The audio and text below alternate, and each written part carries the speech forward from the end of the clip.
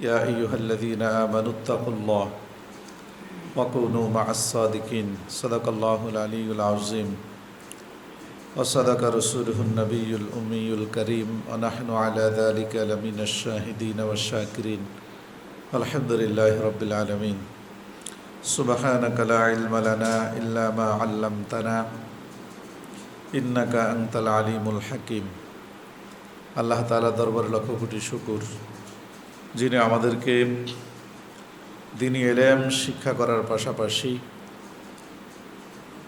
নেক মানুষের সোহবাতে সংস্পর্শে থাকার তৌফিক দান করেছে। আসাতাজা ইকরাম এবং আমাদের তলবে ইলম ভাইরা, তাদের সাথে আমরা একসাথে একটা পরিবেশের মধ্যে বসবাস করতে পারছি, এজন্য আমরা আল্লাহ তাআলার শুকরিয়া আদায় করছি। আলহামদুলিল্লাহ। আল্লাহ তাআলা কোরআনুল কারীমের মধ্যে বলেন, ইয়া আইয়ুহাল্লাযীনা আমানুত্তাকুল্লাহ, হে ঈমানদার, তোমরা আল্লাহকে ভয় করো। কাকে ভয় করো? আল্লাহকে। ওয়াকুনু মা'আস সাদিকিন, এবং তোমরা তোমাদের নেককার, দিনদার, পরহেজগার মানুষের সাথে বন্ধুত্ব স্থাপন করো, ওঠা বসা করো, চলাফেরা করো, তাদের সাথে থাকো। যারা ভালো মানুষ তাদের সাথে তোমরা কি করো? জীবনযাপন করো। ভালো মানুষের সাথে জীবনযাপন করতে পারাটা, এটাও আল্লাহর পক্ষ থেকে অনেক বড় একটি নেয়ামত। কারণ আল্লাহ ওয়ালাদের সাথে যখন মানুষ চলাফেরা করে, ওঠা বসা করে, তখন ওই মানুষের মধ্যে তাকওয়ার গুণ অর্জন করাটা সহজ হয়। এই জন্য আল্লাহ প্রথমে বলছেন, ইয়া আইয়ুহাল্লাযীনা আমানুত্তাকুল্লাহ, হে ঈমানদার, তোমরা ভয় করো কাকে? আল্লাহকে। ওয়াকুনু মা'আস সাদিকিন, এবং সত্যবাদী যারা, দিনদার যারা, ঈমানদার যারা, মুত্তাকি পরহেজগার, তাদের সাথে থাকো। তার মানে তাদের সাথে যদি তোমরা থাকো, তাহলে এই গুণ অবলম্বন করা তোমাদের জন্য আরও সহজ থেকে সহজতর হবে। সহজ থেকে সহজতর হবে। আর পৃথিবীতে মানুষ যত ভেজাল, যত সমস্যা, যত মুশকিলাত পৃথিবীতে আমাদের উপরে আসে, এর ম্যাক্সিমামটা হলো আমাদের মধ্যে আল্লাহর ভয় না থাকার কারণে। কি না থাকার কারণে? আল্লাহর ভয় না থাকার কারণে। যত ভেজাল দেখবা দুনিয়াতে, এই ভেজাল শুরু হয়েছে কি না থাকার কারণে? আল্লাহর ভয় না থাকার কারণে। আল্লাহর ভয় যদি মানুষের মধ্যে পরিপূর্ণ থাকে, তখন এই দুনিয়ার মধ্যে অনেক বিপর্যয় কমে যাবে, ফাসাদ কমে যাবে, ভেজাল কমে যাবে। এই জন্য মানুষের ইবাদত বন্দেগী করার চেয়েও সবচেয়ে বড় ইবাদতের নাম হলো আল্লাহকে ভয় করা। এটা সকল ইবাদতের কি? মূল, রাসুত তাআত, সকল ইবাদতের মূল। আল্লাহর ভয় যদি মানুষের অন্তরে থাকে, তখন মানুষের পক্ষে আল্লাহ তাআলার নাফরমানি করা সম্ভব না। তো যখন নাফরমানি হবে না, তখন বান্দার পক্ষ থেকে যা হবে পুরাটাই কি হবে? ইবাদত হবে। এই জন্য আমরা এই বিষয়ে একটা হাদিসের উপর আমরা আলোকপাত করতে পারি, দৃষ্টি করতে পারি। তিরমিজি শরীফের 305 নম্বর হাদিস। নবীজি একদিন সাহাবায়ে কেরামের মজলিসে আসলেন। সাহাবায়ে কেরাম যথারীতি আগের থেকেই মজলিসে ছিলেন। রাসূল করিম সাল্লাল্লাহু আলাইহি ওয়াসাল্লাম মসজিদের মধ্যে অথবা অন্য কোথাও সাহাবায়ে কেরামের মজলিসে এসে নবীজি ঘোষণা দিলেন, ক্বালা রাসূলুল্লাহ সাল্লাল্লাহু আলাইহি ওয়াসাল্লাম, মান ইয়াখুযু আন্নী হাউলাইল কালিমাত ফায়া'মালু বিহিন্না আও ইউআল্লিমু মান ইয়া'মালু বিহিন্না। তোমাদের মধ্যে এমন কে আছো? নবীজি বলতেছেন, তোমাদের মধ্যে এমন কে আছো যে আমার পক্ষ থেকে এখন আমি কয়েকটি গুরুত্বপূর্ণ কথা বলবো, এই কথাগুলোকে নিজে গ্রহণ করবা, মুখস্থ করবা, আমল করবা, অথবা নিজে যদি আমল করতে নাও পারো, মুখস্থ করে সংরক্ষণ করে এমন ব্যক্তির কাছে এই কথাগুলো তোমরা পৌঁছে দিবা আমার পক্ষ থেকে, যে ব্যক্তিগুলো এই কথার উপরে কি করবে? আমল করতে পারবে। এমন এমন কে আছো? হাত জাগাও। তখন হযরত আবু হুরায়রা বলেন, ক্বাল আবু হুরায়রা, কুলতু আনা ইয়া রাসূলুল্লাহ। আবু হুরায়রা বলেন যে, ইয়া রাসূলুল্লাহ, আমি আছি, আমি পারবো। সুবহানাল্লাহ পড়ো না।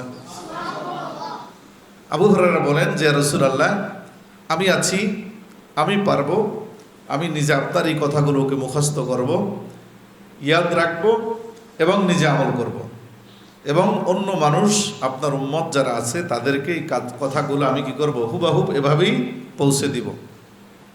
হযরত আবু হুরায়রা রাদিয়াল্লাহু তাআলা আনহু এই কথা বলার পিছনে একটা রহস্য আছে, একটা কারণ আছে। সাহাবায়ে কেরাম সকলেই তো মনোযোগ সহকারে নবীজির কথা শ্রবণ করতেন এবং অন্যকে সে কথা পৌঁছে দেওয়ার জন্য আপ্রাণ চেষ্টা করতেন।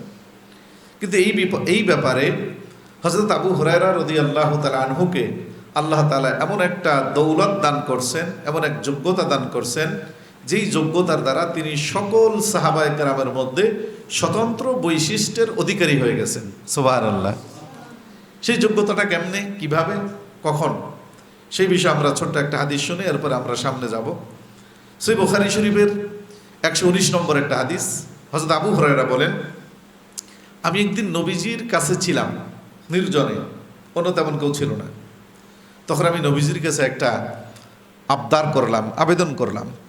আমি বললাম, ইয়া রাসূলুল্লাহ, ইন্নী আসমাউ মিনকা হাদিসান কাসীরা ফাআনসাহু। আমি আপনার কাছ থেকে অনেক হাদিস শ্রবণ করি, বসে বসে আপনার কাছে আমি এই হাদিস শ্রবণ করার জন্য সময় কি করি, ব্যয় করি, কিন্তু পরবর্তীতে এই হাদিসগুলো আমি সংরক্ষণ করার পরে অন্যকে যখন বলতে যাই, পৌঁছে দিতে যাই, হুবাহুব আমি বলতে পারি না, ভুলে যাই, স্মরণ থাকে না। তখন নবীজি সাল্লাল্লাহু আলাইহি সাল্লাম হযরত আবু হুরায়রার মধ্যে এই যে হাদিস শ্রবণ করা এবং মানুষকে এটা পৌঁছে দেওয়ার যে এক প্রতিভা, তার যে এক আগ্রহ, এটাকে নবী সাল্লাল্লাহু আলাইহি সাল্লাম খুব বেশি গুরুত্বের সাথে এবং মনোযোগ সহকারে হুজুর সাল্লাল্লাহু আলাইহি সাল্লাম এটাকে পছন্দ করলেন। চিন্তা করলেন, তাহলে আবু হুরায়রার এই কাজের জন্য অবশ্যই আমার কি করা দরকার, সহযোগিতা করা দরকার। রাসূলুল্লাহ সাল্লাল্লাহু আলাইহি সাল্লাম তখন আধ্যাত্মিকভাবে আবু হুরায়রাকে সহযোগিতা করলেন। নবীজি বললেন, আবু হুরায়রা, উবসুত রিদাআক, তোমার গায়ে যে চাদরটা আছে এটা তুমি মাটিতে বিছাও। সুবহানাল্লাহ বলেন। তো মাটিতে চাদর বিছায়া দিলেন হযরত আবু হুরায়রা রাদিয়াল্লাহু তাআলা আনহু। রাসূলুল্লাহ সাল্লাল্লাহু আলাইহি সাল্লাম সেই চাদরের চতুর্দিকে ঘোরা আরম্ভ করলেন এবং ঘুরে ঘুরে দুই হাতা এরকম একটু শর্ট করে চাদরের চতুর্দিকে এরকম হাত দিয়া ঠেলে ঠেলা কি যেন বইরা দিলেন চাদরের ভিতর। এরপরে হযরত আবু হুরায়রাকে নবীজি বললেন যে, আবু হুরায়রা, এখন তুমি এই চাদর তোমার গায়ে আবার জড়ায় নাও। সুবহানাল্লাহ। ফাকারাফা বিয়াদাইহি, রাসূলুল্লাহ সাল্লাল্লাহু আলাইহি ওয়াসাল্লাম দুই হাত দিয়ে এরকম ঠেলে ঠেলে গোরফা ভরে চাদরের ভিতরে দেওয়ার পরে বললেন, এবার তুমি চাদর কি করো, গায়ে জড়ায় নাও। হযরত আবু হুরায়রা বলেন, এরপরে আমি সেটাকে আমার গায়ে জড়ায় নিলাম। জড়ায় নেওয়ার পরে ফামা নাসিতু বাদাহু শাইআ, এই চাদর গায়ে দেওয়ার পরে আমি আর জীবনে কোনোদিন কোনো হাদিস বলি নেই। এটাই হলো আধ্যাত্মিক সহযোগিতা। এক সূরাতে রাসূলুল্লাহ সাল্লাল্লাহু আলাইহি ওয়াসাল্লাম তাকে দোয়া দিলেন, অর্থাৎ এটা ছিল মূল হাকিকত হলো দোয়া। রাসূলুল্লাহ সাল্লাল্লাহু আলাইহি ওয়াসাল্লাম দোয়া করেছিলেন। রাসূলুল্লাহ সাল্লাল্লাহু আলাইহি ওয়াসাল্লামের দোয়ার পরিপ্রেক্ষিতে আল্লাহ তাআলা রাসূলুল্লাহ সাল্লাল্লাহু আলাইহি ওয়াসাল্লামের নিকটে এই যে মেধা এবং এলেম গ্রহণ করার যে যোগ্যতা, সেটাকে রাসূলুল্লাহ সাল্লাল্লাহু আলাইহি ওয়াসাল্লামের নিকটে আল্লাহ তাআলা হিস্সি শাই হিসাবে উপস্থাপন করেছেন, যেটা দুনিয়ার অন্য কোনো মানুষের নজরে পড়ে নাই, কেবলমাত্র নবীজি দেখেছেন তার আধ্যাত্মিক দৃষ্টিশক্তি দিয়ে। সেইটা নবীজি চাদর ভরে দিলেন এবং তার গায়ে জড়ানোর জন্য বললেন। ইনি গায়ে জড়ানোর পরে আর কোনোদিন উনি হাদিস কি করেন নাই, ভুলেন নাই। তো এরপরে হযরত আবু হুরায়রা হাদিস জগতের সম্রাট হয়ে গেলেন ধীরে ধীরে। তো এই কারণেই তার মধ্যে একটা সাহস ছিল, হিম্মত ছিল, যে তিনি যে কোনো হাদিস কি করতে পারবেন, সংরক্ষণ করতে পারবেন, মুখস্থ করতে পারবেন। এজন্য আবু হুরায়রা বলেন, কুলতু আনা ইয়া রাসূলুল্লাহ, আমি সেই কাজটি উত্তম রূপে করে দেওয়ার চেষ্টা করব ইনশাআল্লাহ, আমি পারব। রাসূলুল্লাহ সাল্লাল্লাহু আলাইহি ওয়াসাল্লাম এরপরে হযরত আবু হুরায়রার হাত ধরলেন। হযরত আবু হুরায়রা বলেন, ফা আখাযা বিয়াদি রাসূলুল্লাহ সাল্লাল্লাহু আলাইহি ওয়াসাল্লাম মুআদ্দা খামসান নবীজি আমার হাত ধরে মজলিসের মধ্য থেকে কি করলেন, উঠায় নিলেন। এরপরে আমাকে পাশে দাঁড় করিয়ে নবীজি 5টি কথা বললেন। কয়টি কথা? 5টি কথা। কয়টি কথা বলেন? 5টি কথা। 1 নম্বরে নবীজি বললেন, ইত্তাকিল মাহারিম তাকুন আবাদান নাস। আবু হুরায়রা, আমার প্রথম নম্বর কথা হলো, তোমরা সকল হারাম কাজ থেকে বেঁচে থাকো। আল্লাহর ভয়ে হারাম কাজ থেকে কি থাকো? বেঁচে থাকো। অর্থাৎ এটার নামই হলো তাকওয়া। এটার নাম কি? তাকওয়া। আল্লাহর ভয়ে, আল্লাহর নিষিদ্ধ কাজ থেকে তোমরা কি থাকো? বেঁচে থাকো। তাকুন আবাদান নাস। ফলাফল কি হবে? যদি তোমরা এটা করতে পারো, তাহলে গোটা পৃথিবীর মানুষের মধ্যে তুমি সর্বশ্রেষ্ঠ আবেদ হিসেবে, ইবাদতকারী হিসাবে আল্লাহর দরবারে তুমি মর্যাদাবান হবা। ইবাদত তোমার কম, নফল, আওয়াবিন, ইশরাক এগুলো তোমার তাসবিহ, তাহলিল, আমল নামার মধ্যে কম থাকতে পারে, কিন্তু তুমি যদি সকল হারাম থেকে বেঁচে থাকো, এই হারাম থেকে বেঁচে থাকার কারণেই আল্লাহ তাআলা তোমাকে এই ইবাদতের সর্বোচ্চ মাকাম তোমাকে দান করবে। কেন? একজন মানুষ তোমার ইবাদত করতেছে অনেক, পাশাপাশি হারাম কাজ থেকে বেঁচে থাকে না। হারাম কাজ থেকে বেঁচে না থাকার কারণে এমন কিছু হারাম কাজের ভিতর সে লিপ্ত হয় যে হারাম কাজগুলো তার ওই ইবাদতের রুহানিয়ত নষ্ট করে দেয়। ইবাদত আল্লাহর কাছে মাকবুল হওয়ার আর কি থাকে না, যোগ্যতা রাখে না। এজন্য হারাম কাজ থেকে বেঁচে থাকো। নবীজি বলেন, হারাম কাজ থেকে বেঁচে থাকো, সর্বশ্রেষ্ঠ কি হবা? আবেদ হতে পারবা। 2 নম্বর, রাসূলুল্লাহ সাল্লাল্লাহু আলাইহি ওয়াসাল্লাম বলেন, 2 নম্বরে যে কাজটা তোমরা করবা, 1 নম্বরে তো ইত্তাকিল মাহারিম তাকুন আবাদান নাস, 2 নম্বর অরদা বিমা কসামাল্লাহু লাকা তাকুন আগানান নাস। তো প্রথম নম্বরে তাকওয়া অবলম্বনের মাধ্যমে তুমি সর্বশ্রেষ্ঠ আবেদ হিসেবে আল্লাহর কাছে কি পাইলা? মর্যাদা পেয়ে গেলা।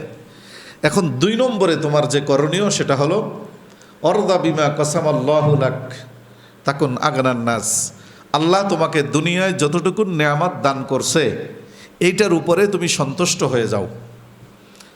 তোমার খাবারের জন্য তোমার প্লেটে গোশত আসছে 2 টুকরা, আলু আসছে 2 টুকরা, আর একজনের প্লেটে খাবারের মধ্যে যখন বাবুর্চি খাবার দিছে তার প্লেটে 3 টুকরা গোশত চলে গেছে। এরকম হইতে পারে না? হইতে পারে না এরকম? অরদা বিমা কসামাল্লাহু লাক তাকুন আগানান নাস। এই যে বাবুর্চি যে ভাগ করছে খাবার, অথবা অন্য কোথাও তুমি গেছো, সেখানে কোনো একটা জিনিস তাকসিম হচ্ছে, তোমার ভাগে একটু কম, এই তোমার একটু কম হওয়ার সত্ত্বেও তুমি সেটার উপরে কি হয়ে যাও? সন্তুষ্ট হয়ে যাও, রাজি হয়ে যাও। কারণ আজকে যে তোমার ভাগে একটু কম পড়ছে, এটার উপর যদি তুমি রাজি হয়ে যাও, সন্তুষ্ট হয়ে যাও, তাহলে পরবর্তী দিন আল্লাহর পক্ষ থেকে তোমার ভাগে আরও বেশি আসার সম্ভাবনা আছে না নাই? আছে। তো এই যে তোমার ভাগের মধ্যে একটা উদাহরণ দিলাম, এই যে খাবার যেরকম নাকি তকসিম হয়, ভাগ হয়, এরকম গোটা দুনিয়ার সকল কিছুই আল্লাহর পক্ষ থেকে বান্দার জন্য কি হয়? তকসিম হয়, ভাগ হয়। তুমি কতটা জামাই পৃথিবীতে পরবা, কতটা পাগড়ি পরবা, কয়টা ঘড়ি হাতে দিবা, কত লোকমা খাবার খাবা, কতটা জুতা পরিধান করবা, এই সব কিছু তোমার টোটাল জীবনের জন্য যা কিছু প্রয়োজন, এগুলো আল্লাহ তাআলার তাকসিম এবং ভাগ অনুযায়ী হয়। হয় কি হয় না? সেই ভাগ এবং তাকসিমের উপর তুমি কি হয়ে যাও? সন্তুষ্ট হয়ে যাও। অরজা বিমা কসামাল্লাহু লাক তাকুন আগানান নাস। ফলাফল কি হবে? যদি তুমি এটা সন্তুষ্ট হতে পারো, তাহলে সকল মানুষের মধ্যে আল্লাহ তোমাকে ধনী বানায় দিবে। সকল মানুষের মধ্যে আল্লাহ তোমার অন্তরকে কি বানায় দিবে? ধনী বানায় দিবে। তোমার অন্তরের মধ্যে আর কোনো মানুষের প্রতি মোকাফিক্কিতা থাকবে না। মোকাফিক্কিতা, মোহতাজি মানুষের প্রতি এটা থাকবে না। এটা মানুষের জন্য সবচেয়ে বড় একটা, পৃথিবীতে ভালো থাকার জন্য বড় একটা যোগ্যতা, বড় একটা গুণ। সেটা হলো অন্তরের মধ্যে কোনো পরমোকাফিক্কিতা এটা না থাকা। মোকাফিক্কিতা একমাত্র আমাদের থাকবে কার কাছে? আল্লাহর কাছে। কারণ আমি যার কাছে মোকাফিক্কি হচ্ছি, তিনিও তো আমার চেয়ে বড় মোকাফিক্কি, তাই না? আমি যার কাছে টাকা চাবো, আমি যার কাছে পোশাক চাবো, আমি যার কাছে খাদ্য চাবো, আমি যার কাছে হাদিয়া চাবো, ওই লোক কি অমুখাফিক্কি? তার কি কোনো অভাব নেই? মুখাফিক্কিতা নেই? অবশ্যই মুখাফিক্কিতা আছে। তাহলে একমাত্র যার মুখাফিক্কিতা নেই, যিনি অন্য কারো কাছ থেকে নিতে হয় না, তিনি হলেন কে? আল্লাহ। তাহলে আমি যদি মানুষের কাছ থেকে মুখ ফিরে আনি, আল্লাহর পক্ষ থেকে যা কিছু আমি প্রাপ্ত হয়েছে এটার উপর আমি সন্তুষ্ট হয়ে যাই, তখন আল্লাহ তাআলা আমাকে অন্য সকল মানুষের থেকে অমুখাফিক্কি বানাইয়া আল্লাহর দিকে কি বানাবেন? মুখাফিক্কি বানাইয়া দেবেন। এই জন্য আমাদের বড়রা, বুজুর্গরা এই কথা দোয়া করার জন্য আমাদেরকে শিক্ষা দেয়। আমাদের বর্তমান বাংলাদেশের জাতীয় মসজিদের খতিব, নাম জানো তোমরা? কি নাম? কি? ফকিহুল মিল্লাত, আমাদের বর্তমান এই উম্মতের একজন অনেক বড় ফকিহ এবং অনেক বড় মুহাদ্দিস। দুটো জিনিস একসাথে, এটা খুব কঠিন, একসাথে পাওয়াটা খুব বিরল পৃথিবীতে। অনেক বড় মুহাদ্দিস কিন্তু ফকিহ না, অনেক বড় ফকিহ কিন্তু মুহাদ্দিস না। হ্যাঁ, ফকিরা মুহাদ্দিস হন, ইস্তেহাদ এবং মাসাইলগত যে হাদিসগুলো আছে সেগুলোর উপর তাদের পরিপূর্ণ অবুর থাকে, কিন্তু মুহাদ্দিসদের যে ধারাবাহিক কাজ সেগুলো তারা করার সুযোগ পান না, সময় পান না। কিন্তু এরকম খুব কম হয় যে ফকি এবং কি মুহাদ্দিস একসাথে। তা আমাদের আব্দুল মালিক সাহেব দামাত বারকাতুহুম বাইতুল মুকাররমের খতিব, হুজুর ফকি এবং মুহাদ্দিস একসাথে, অনেক বড় যোগ্য মানুষ। হুজুরের মজলিসে একবার আমরা ছিলাম, উলামায়ে কেরামের উদ্দেশ্যে হুজুর কথা বলতেছিলেন। তখন হুজুর আমাদেরকে একটা দোয়া শিখাইছেন, আমি সেই দোয়াটা তোমাদেরকে আজকে শিখাইতে চাচ্ছি। শিখবা সবাই? হুজুর আমাদেরকে শিখাইছে, উলামায়ে কেরাম সব সময় এই দোয়াটা আপনারা করবেন। সেই দোয়াটা কি? আল্লাহুম্মা জাআলনি, বলেন, ফকিরান ইলাইকা ওয়াজআলনি গনিয়ান আনিন নাস। আল্লাহুম্মা জাআলনি ফকিরান ইলাইকা ওয়াজআলনি গনিয়ান আনিন নাস। অর্থ কি? হে আল্লাহ, আপনি আমাদেরকে আপনার দরবারের ফকির বানান, ভিক্ষুক বানান, মুখাফিক্কি বানান। আমরা যেন সব সময় আপনার দরবারে কি থাকি? মুহতাজ থাকি, ফকির থাকি, ভিক্ষুক থাকি, সব কিছু যেন আপনার কাছে আমরা চাইতে পারি। ওয়াজআলনি গনিয়ান আনিন নাস, আর আমাদেরকে সকল মানুষ থেকে অমুখাফিক্কি বানান। গনিয়ুন শব্দের অর্থ হলো অমুখাফিক্কি। গনিয়ুন শব্দের অর্থ কি? অমুখাফিক্কি, যে কারো কাছে মুখাফিক্কি না, মুহতাজ না, সে ব্যক্তি হলো গনি। তা আমাদের দেশে আমরা মনে করি গনি মানি ধনী আর কি, বাংলা যেটা বলে, এই ধনী মানি যার কাছে অঢেল সম্পদ আছে। না, ধনী ওই ব্যক্তি যে দিলের মধ্যে অন্য মানুষের প্রতি মুখাফিক্কিতা রাখে না, মুহতাজ না, সে কোটি কোটি শত কোটি টাকার মালিক, এরকম ব্যক্তিদের সাথে সে চলাফেরা করে। জীবনে তাদের কাছে নিজের ব্যক্তিগত প্রয়োজনে সে মুহতাজি প্রকাশ করে না। ভাই আমার নাই, আমি এই সমস্যা আছি, আমার ঘরে খাবার নাই, আমার বিবির পোশাক নাই, আমার বাচ্চাদের জুতা নাই, আমার ভাড়া দেওয়ার মতো টাকা নাই, আমার ফ্ল্যাট নাই, আমার গাড়ি নাই, এগুলো সে কারো কাছে প্রকাশ করে না। তার যা দরকার এটা কার কাছ থেকে চায় নেয়? আল্লাহর কাছ থেকে। এই এক মানসিকতা তৈরি হয়ে যাবে। এবং এই যে মানুষের কাছ থেকে বিরত থাকা, মানুষের অঢেল ধন সম্পদ দেখেও নিজের দিলে তাদের প্রতি কোনরূপ কিনা আসা, মুখাফিক্কিতে না আসা, এটা মানুষের জন্য বহুত বড় এক যোগ্যতা, আল্লাহ ওয়ালাদের যোগ্যতা, এটা নবীদের যোগ্যতা। দিলের মধ্যে ওয়াসাত না থাকলে এটা হতে পারে না। আর আম্বিয়া আলাইহিস সালাতু ওয়াস সালাম, নবীগণ যারা ওলি বুজুর্গ, তারা তো প্রত্যেকটা বিষয়ের হাকিকত তারা বুঝে। এই যে একজন মানুষের কাছে অনেক টাকা আছে, এই টাকা কি মানুষ উনি কামাইছে নাকি ওনাকে কেউ দিছে? ওনাকে একজন দান করছে, তিনি কে? আল্লাহ। তাহলে ওনাকে যিনি দিছে, আমি তার সাথে ডাইরেক্ট সম্পর্ক না করে আমি ওনার পিছে কেন যাব? ওনার সাথে কেন আমি মুখাফিক্কি হব ওনার কাছে? এটা আত্মমর্যাদা। এটা প্রত্যেকটা আলেম, তলবে ইলমের জন্য, তার জীবনের জন্য এটা খুব বেশি দরকার, খুব বেশি জরুরি, যে আমি কোনো দুনিয়াদার মানুষের কাছে মোকাফেক্ষি হব না। আমি একমাত্র আল্লাহ তাআলার কাছে আমার সকল জরুরত প্রয়োজন পুরা করে নিব। তো এভাবে যদি হতে পারে তখন মানুষের দিল ধনী হয়ে যায়, কারোর কাছে মোকাফেক্ষিতা থাকে না। তো দুনিয়ার মানুষ যারা টাকাকে সম্পদ মনে করে, ধনাঢ্যতার মূলধন মনে করে, তারা ভাবে এই হুজুর কিভাবে চলে রে, এই হুজুরের জুব্বা ছেঁড়া, এই হুজুরের পাগড়ি ছেঁড়া, ভালো জুতা নেই, ভালো খাবার নেই, সে তো এই যে সকাল থেকে বিকেল, বিকেল থেকে সকাল, সে এক ফিকিরে চলছে, কিন্তু তার কাছে তো কোনো হাই হুতাশ নাই, এটা পাইলাম না, এটা খাইলাম না, এটা নাই, এ ধরনের কোনো অবস্থা নেই। এটা কেমনে সম্ভব?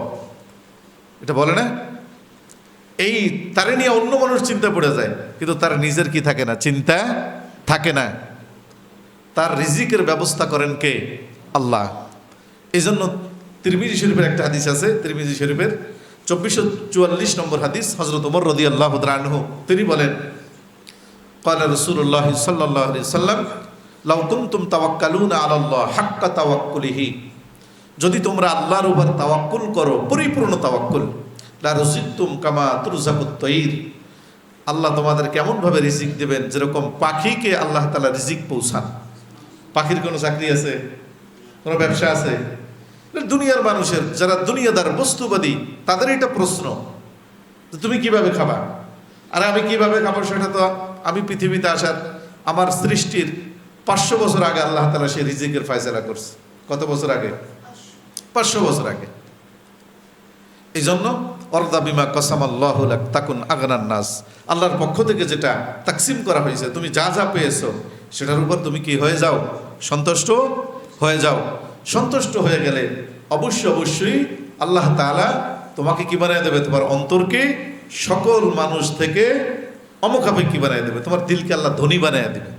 তখন তুমি অন্যকে দেওয়ার চিন্তা করবা, অন্য কাছ থেকে পাওয়ার চিন্তা করবা না। তুমি ভাববা যে আমার কাছে 2টা কাঁঠালের কোষ আছে, বাস আমি একটা ভাইকে দিয়ে দিই। আমি 2 টুকরো গোশত পাইছি, আর একজন সবার লাস্টে আসছে, সে 1 টুকরাও পায় না, একটু ঝোল পাইছে। আবার আমার আগে একজনে 4 টুকরা পাইছে। তখন তুমি চিন্তা করবা, পাক্কা অসুবিধা নেই, আমি তো 2 টুকরা পাইছি, আমার যে ভাই 1 টুকরাও পায় না, আমি তাকে একটা দিয়ে দিই। এই দেওয়ার মতো এক যোগ্যতা এটা অন্তরের মধ্যে তৈরি হবে। এটা সাহাবায়ে কেরামের ছিল, তাদের দিল ধনী ছিল। দিল কি ছিল? ধনী ছিল। ছোট্ট একটা ঘটনা বলি আজকে, আমাদের আজকের আলোচনা শেষ করব, বাকি 3টা আগামী সপ্তাহে আবার আলোচনা করব। 5টা কথা তো ছিল, তাই না? তাহলে সাহাবায়ে কেরামের মানসিকতা কেমন ছিল? তাদের এই যোগ্যতা ছিল, আল্লাহর দেওয়া তাকসিমের উপরে তারা সন্তুষ্ট ছিলেন, এই জন্য তাদের দিল ধনী ছিল। হাদিস শরীফের মধ্যে আসছে যে একবার এক মহল্লায়, এক পাড়ায় 60টি ঘর ছিল। কয়টি ঘর? সাহাবায়ে কেরামের একটা মহল্লা। এই 7 ঘরের কোনো এক ঘরের মধ্যে একটা বকরির মাথা হাদিয়া আসছে বাহির থেকে, তাদের কোনো আত্মীয় স্বজন থেকে, পরিচিত জন থেকে, যেটা আপনারা রান্না করে খাবেন। তো ওই ঘরের মানুষ চিন্তা করলো যে এই বকরির মাথাটা আমি না খেয়ে বরং আমার পার্শ্ববর্তী যে প্রতিবেশী আছে তাকে দিয়ে দিই, সে হয়তো আমার চেয়ে বেশি মোকাবেক্ষী আছে। তিনি তাকে দিয়ে দিলেন। সে পার্শ্ববর্তী যে ব্যক্তিকে দিলেন, তিনি আবার এটাই ভাবলেন যে আমার পার্শ্ববর্তী যে ব্যক্তি আছে তিনি মনে হয় বেশি কি আছে, অভাবে আছে, তিনি তাকে দিলেন। এভাবে যার কাছেই গেল সে ভাবলেন আমার চেয়ে ওই পার্শ্ববর্তী ব্যক্তিটা কি আছে, বেশি মোকাফেক্ষী আছে, অভাবী আছে, আমি তাকে দিয়ে দিই। তাহলে এই যে দিতে দিতে দিতে দিতে 7 ঘর যাওয়ার পরে, 6 ঘর যাওয়ার পরে 6 নম্বর ঘরওয়ালা চিন্তা করলো আমার পার্শ্ববর্তী যে ব্যক্তি আছে সে মনে হয় আমার চেয়ে বেশি মোকাফেক্ষী, তাকে দিয়ে দিই। প্রথমবার যে ব্যক্তি দিছিল আবার সেই বকরি তার ঘরের ভিতরে চলে আসছে। সুবহানাল্লাহ। এই এক জাতি যিনি তৈরি করেছেন তিনি হলেন আমাদের প্রিয় নবী সাইয়্যিদুল মুরসালিন মুহাম্মদুর রাসূলুল্লাহ সাল্লাল্লাহু আলাইহি ওয়াসাল্লাম। আরবের এই হিংস্র একটা জাতি ছিল তারা আইয়ামে জাহিলিয়াতের যুগে। শুধুমাত্র একজন মানুষ, যিনি গোটা পৃথিবীর সকল মানুষের শ্রেষ্ঠ মানুষ, সকল নবীদের শ্রেষ্ঠ নবী, প্রিয় নবী মুহাম্মদুর রাসূলুল্লাহ সাল্লাল্লাহু আলাইহি সাল্লামের সোহবতের বরকতে, তার সংস্পর্শে থাকার কারণে, তার আদর্শগুলোকে গ্রহণ করার কারণে এই আইয়ামে জাহিলিয়াতের মানুষগুলো সোনার মানুষে পরিণত হয়েছে। তাদের আদর্শ এবং আখলাক এই পর্যায়ে এসে পৌঁছে গেছে। এই জন্য সাহাবা একরাম নবীজির সোহবত দ্বারা যেভাবে তাদের আইয়ামে জাহিলিয়াতের জীবনের সকল বদাভ্যাসকে পরিবর্তন করতে পেরেছেন, প্রত্যেক জামানায় ওই জামানার খারাপ মানুষগুলো ওই জামানার ভালো মানুষের সংস্পর্শে থাকার দ্বারা, সোহবতে থাকার দ্বারা তাদের জীবনের মধ্যে এরকম কি আসছে, পরিবর্তন আসছে। এই জন্য আমরা এই পরিবেশের মধ্যে আছি। আমি যাকে আমার চেয়ে বেশি ভালো মনে করি, যার আখলাক, যার আদর্শ আমার চেয়ে ভালো, আমি যেন তার সাথে একটু কানেক্ট হওয়ার চেষ্টা করি। আমি সেই ভাইয়ের সাথে কাছাকাছি থাকার চেষ্টা করি, তার সাথে আমার বন্ধুত্ব গড়ে ওঠার মাধ্যমেই আমি আমার জীবনের পরিবর্তন করতে পারবো। আল্লাহ তাআলা আমাদের সকলকে লেখাপড়ার পাশাপাশি এই বিষয়গুলোর উপর খেয়াল রাখার তৌফিক দান করুক। আখির দাওয়ানা আলহামদুলিল্লাহি রাব্বিল আলামিন। আমরা এই হাদিসের বাকি 3টা বিষয় আমরা আগামী সপ্তাহে আলোচনা করব। সুবহানাকাল্লাহুম্মা বিহামদিক আশহাদু আল্লা ইলাহা ইল্লা আনতা আস্তাগফিরুকা ওয়া আতুবু ইলাইক।